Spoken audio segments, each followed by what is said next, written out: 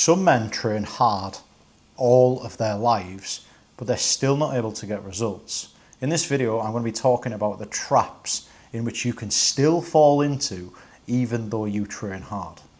For those that are new to the channel, welcome. My name is Paul Green. I'm a former British paratrooper and Special Forces Support Group operator. When I used to train these elite units, when I was a physical training instructor, the stakes are incredibly high. Sometimes they're out in the harshest possible environments and there is risk to life. So training them, their performance needs to be prioritised. And the things in which I used to coach them in doing are of the most importance. We can't afford to get this wrong, right? Nowadays I coach mainly grapplers in helping them delete injuries and build physical body armour. And on this channel, I'm just a massive advocate of trying my fucking hardest to improve the quality of your training so you get more results in the least possible time for it. You train hard, but still the numbers are not improving as much or as quickly as you would like. As men, you know, the fundamental principle is training intensity, right? Training intensity almost, and I will say 99% of the time, guarantees you results. But we have to, as growth mindset men and as developmental men, however you want to call it. For those that aren't new to the channel, by the way, I don't really edit my videos. I respect your brain enough to, you know, watch my videos and concentrate. I don't edit them because I don't want your brain to rot, and I don't thirst your concentration levels. I just talking to you as a mate, so I might mumble my words a little bit. Sometimes I might not be concise.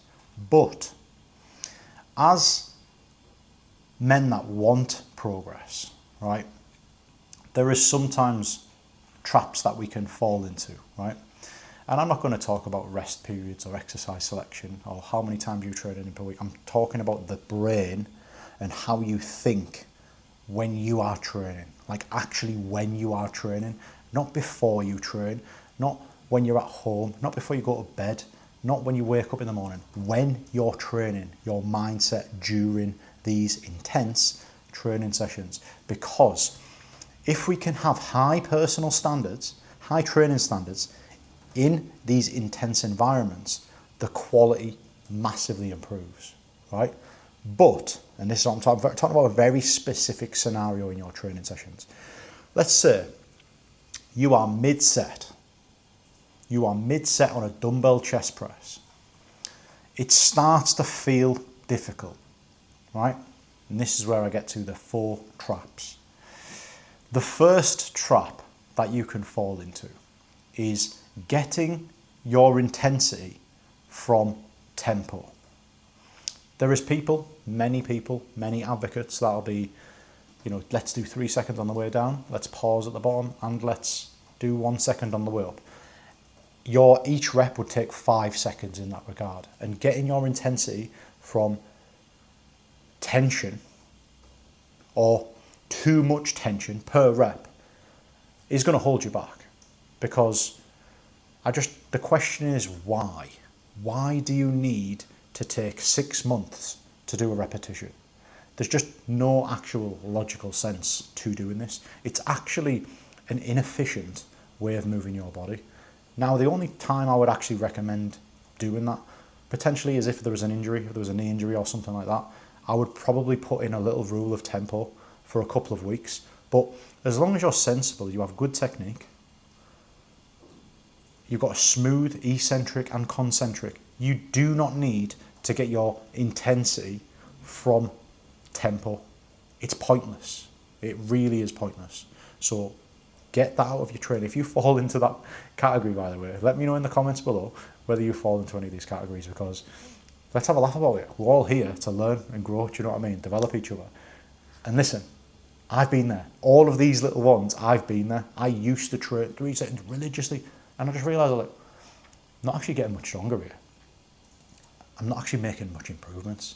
Yes, it feels like I'm really working the muscle. Remember, we're chasing results. We're chasing physical progress. We're not chasing a feeling, right? The next trap that you can fall into with regards to you train hard, but you get your intensity from technique. If you aspire to have absolutely perfect technique throughout every single repetition, then your intensity is coming from concentration, brain power. You're training your technique rather than your strength. Now, there is absolutely a place for technique. However, there is a point in every set where your technique completely falls to pieces because of the intensity in which you're training at. Now, if you were to stop the set when your technique breaks down and call it, I'm stopping because of technical failure, then why? If it's a safe exercise, there is no reason to do that because you are choosing to stop the set a little bit too early.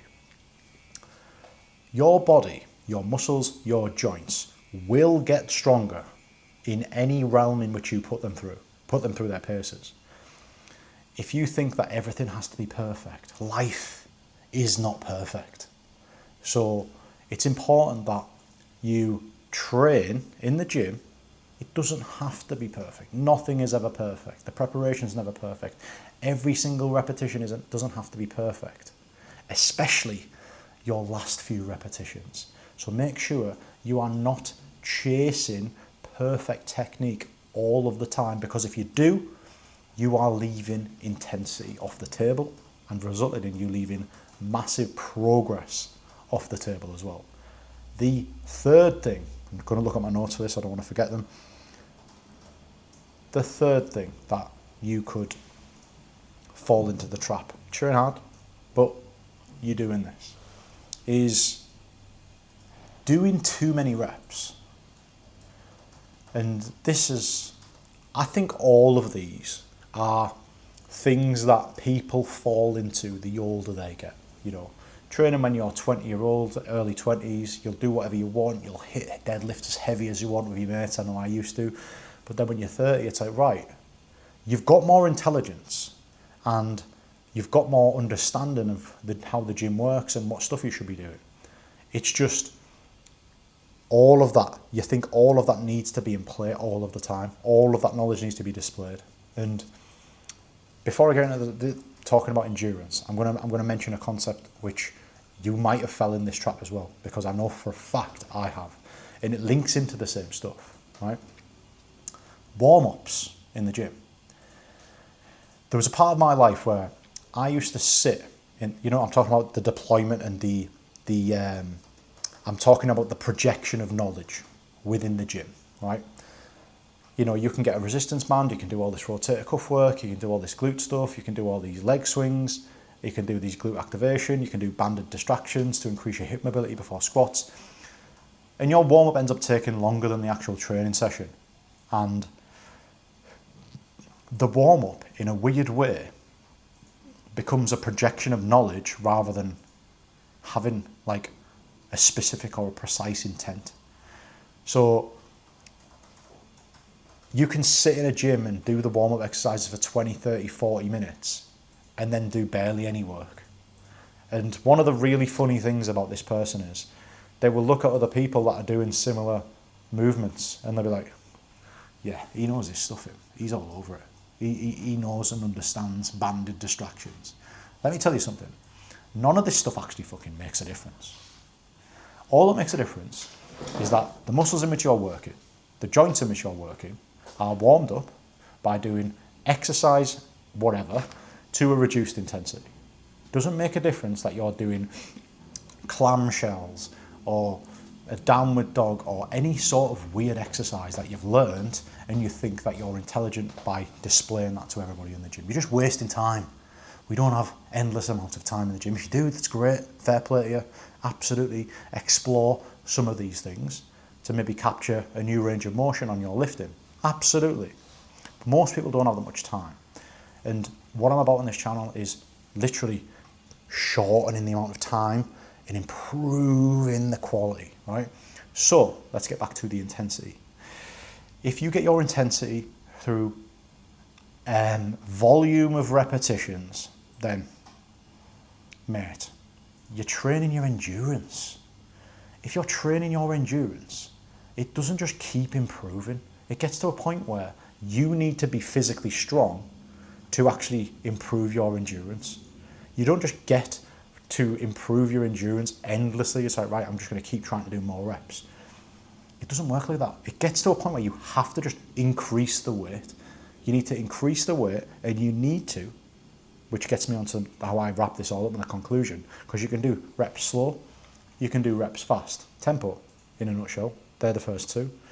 You've got getting your reps, getting your intensity through the execution of absolutely perfect technique. Technique should be safe, absolutely, priority number one, but then it doesn't really matter. You know, when your technique's perfect, I'm gonna go back to technique for a second, right? When your technique's perfect in the gym every single time, what happens when your technique's not perfect in life? So when I was in the army and we got coached in the army, we obviously have to deliver a certain way, because at the end of the day, we're delivering, there's a lot of money getting invested into soldiers, and if we go rogue and start delivering something that doesn't fit with the typical strength and conditioning narrative, questions will be asked to us, right? And in the army, similar to, you know, most other sporting teams, elite sporting teams and stuff like that. So like, we will get told, and this is why, one of the reasons why I left the army, because I didn't agree with this approach. We got told all the typical things of like, your knee can't go over your toe, or you can't squat below 90 degrees, or you can't flex your spine when you're deadlifting.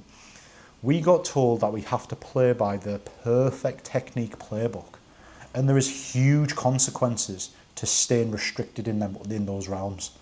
Huge consequences, because life isn't like that. When you change direction on a set of stairs, your knee goes over your toe and you're not ready for it. So you need to have the ability, you need to have the physical strength, physical resilience to be able to absorb left and right of perfect. So if you just don't worry about technique as much, you get that for free. Hopefully you understand that. So in a nutshell, the golden rule is intensity needs to come from heavy weight lifted, right? Because by heavy weight lifted means you're increasing your capacity to do more, whether that is an endurance endeavor later on down the line. And by building your capacity, building your strength, the thing gets easier. Your technique will get better because you can do that previous weight. I had a comment on one of my videos about a week ago, and this guy said, he came to me and he goes, I'm stuck at doing 35 kilo dumbbell press. I'm stuck at doing it. I can't go any heavier. He said, set number 1, I'm doing 11 repetitions. Set number 2, I'm doing 7. And set number 3, I'm doing 6. I was like anybody with a brain knows that this person is physically capable, and this is what I'm talking about, physically and psychologically are two different things. This bloke is physically capable of going heavier. He's not. And I was curious to find out why. So I said, it seems like you've got a rule in place for the performance on set number 2 and 3 before you go heavier. Is this correct? And he was like, yeah, well, I'm not going heavier because I want to do 10 reps on set number 2 and I want to do 10 reps on set number 3 with perfect technique, with reps in reserve. And I was just thinking, I was like, it's never going to happen. This bloke has been at the same point for 6 weeks. How can he improve them numbers on set number 2 and set number 3 without increasing the weight of that set number 1? So then set number 2 and 3 feels easier. It's just a really ineffective way of training, and this bloke trains, and he's got his own set of rules that he follows. One thing he said, which is really important, is he used the word, I don't want to be seen like an ego lifter. Now, the man that trains as hard as possible from heavyweight lifted, trains till failure, doesn't care about what other people think of him.